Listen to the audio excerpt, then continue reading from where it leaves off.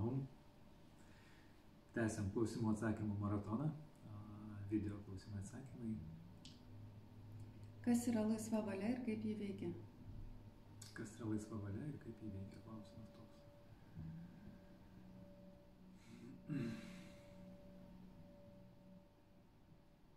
Kuo žmogus gyvena doresnį, harmoningesnį ir sąmonę plečiantį gyvenimą, tuo jo pasirinkimo laisvė didėja.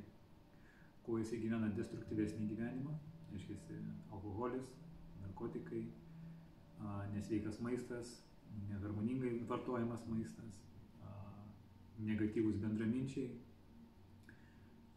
televizorius, tinginiavimas, kūno apleidimas. Tokie dalykai veda į vis mažesnę pasirinkimo laisvę. Taip.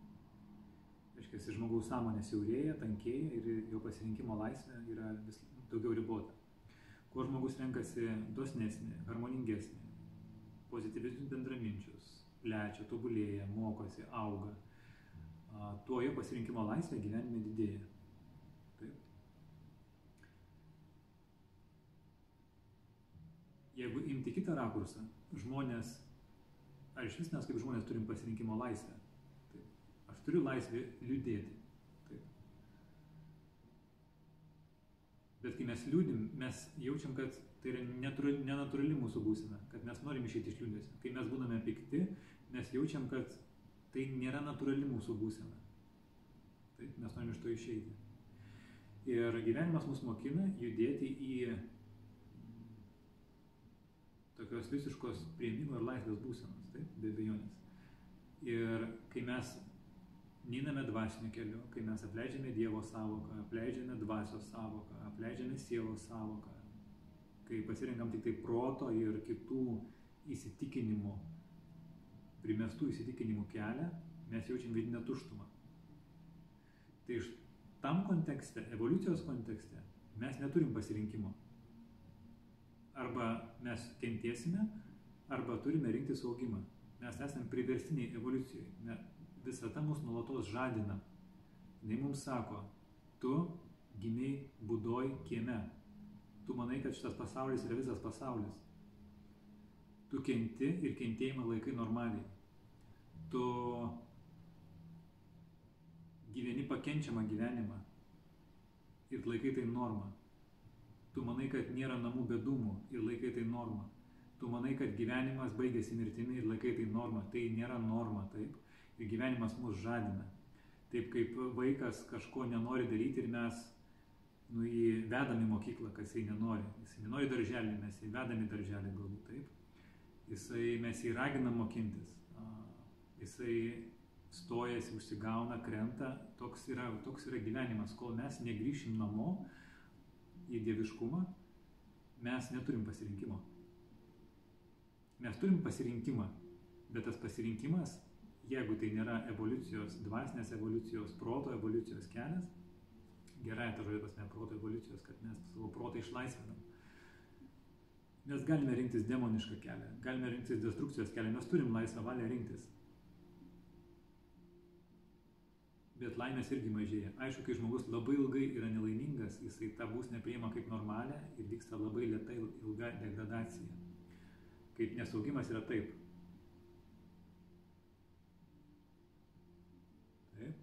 Degradacija irgi yra tokia. Ne tai, kad tik degradavau ir viskas aišku, aš jau degradavęs. Ne, žmogus jisai po truputį gali net iš gyvenimo į gyvenimą leistis žemyn, leistis. Ir jisai, kai leidžiasi, galvoja, labai blogai. Tada išgersiu alaus. Pakyla, o visai neblogai. Kita diena kažkokia jam sėkmingesnė. Kažkas jam nusišypsojo, ir po to vėl nelaimė. O dabar gal tiesiog lipsiu į kalnus. Vėl patyrė laimės. Bet be kalnų vėl nėra laimės. Dabar gal prisivalgysiu nakties.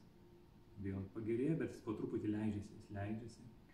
Ai, su manim tie ir tie nebendrauja, su manim nenori tie kalbėti, tie tokie, tie anokie, tie dar ten kažkokie, tai, žodžiu, visi blogi. Ir žmogus vis labiau save izoliuoja.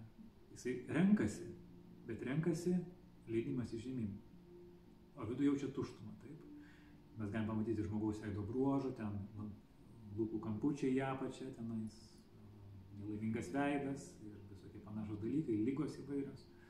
Ir tai rodo, kad žmogus eina tokiu blogu keliu, taip, galbūt labai ilgai ir tai atrodo, kad yra normaliai. Bet iš tikrųjų, jeigu jisai būtų iš tikrųjų laimingas, vat kaip tas šuo, kuris išėjo anapus savo kiemo, kuriame gimė, ir matė, kad yra visas pasaulis, taip, ten, jis neturi būti vergas, pririštas prie būdos, jisai gali būti laisvas šuo. Taip ir mes kažkuria prasme mes neturim pasirinkimo.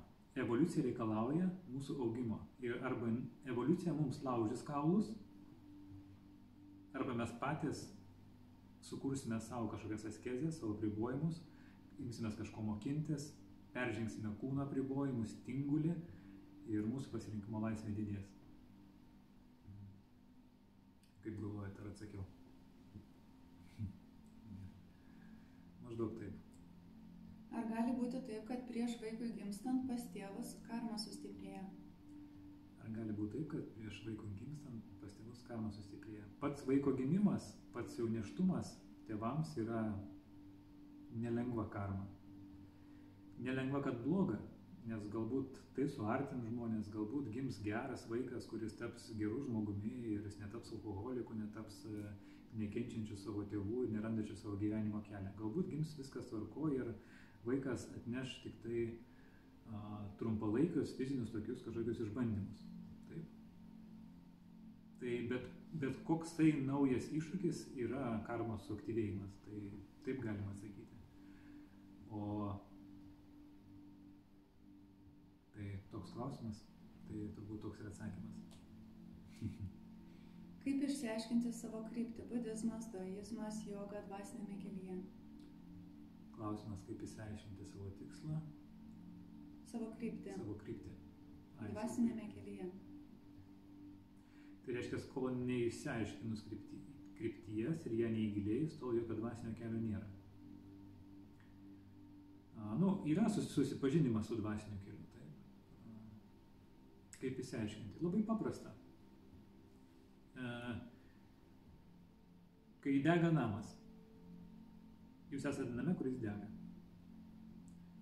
Ir jūs galvojate, kad tiesiog kuo greičiau atvažiuotų gaisrininkai, jūs išlaisvintų.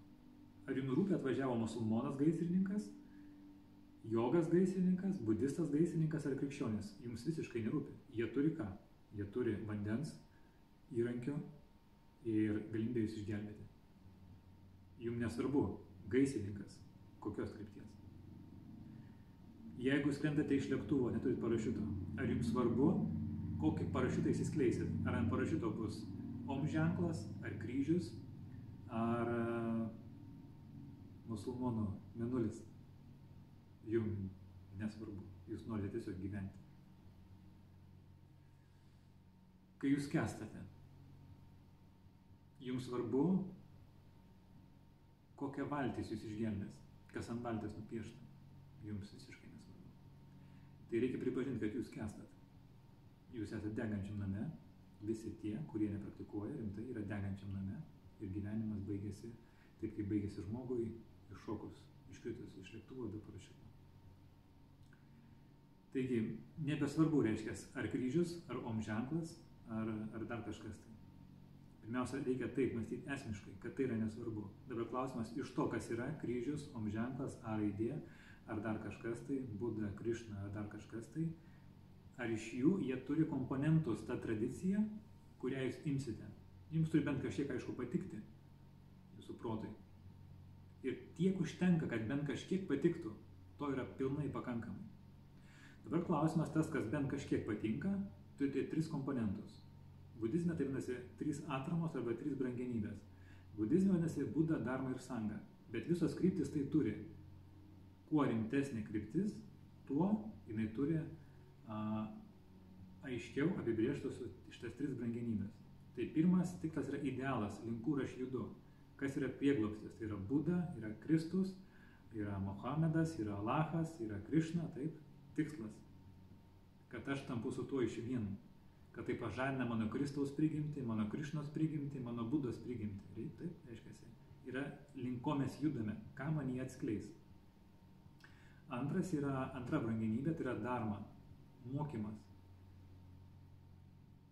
Reiškia, kelias į tikslą, į tą idealą, pirmąją brangenybę, turi būti aiškus, sistemingas, išbaigtas, su visomis aiškiamis pakopomis, su visais paaiškinimais, kaip peržengti iš vienos pakopos į kitą. Reiškia, turi būti labai aiški sistema, kaip pasiekti nušvitimą, kas yra nušvitimas, kaip jisai atrodys, kaip jisai pasijaus.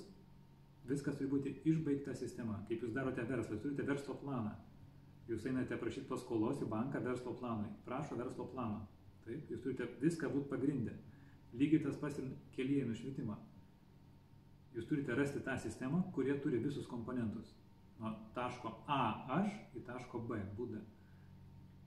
Ir trečias komponentas turi būti sanga. Tai yra bendraminčiai, bendruomenė, kurie irgi praktikuoja ir su kuriais galiu pabendrauti, remtis, reiškia, mano tikrieji artimieji, su kuriais mes plaukiame, su kuriais mes einame iš degančio namo.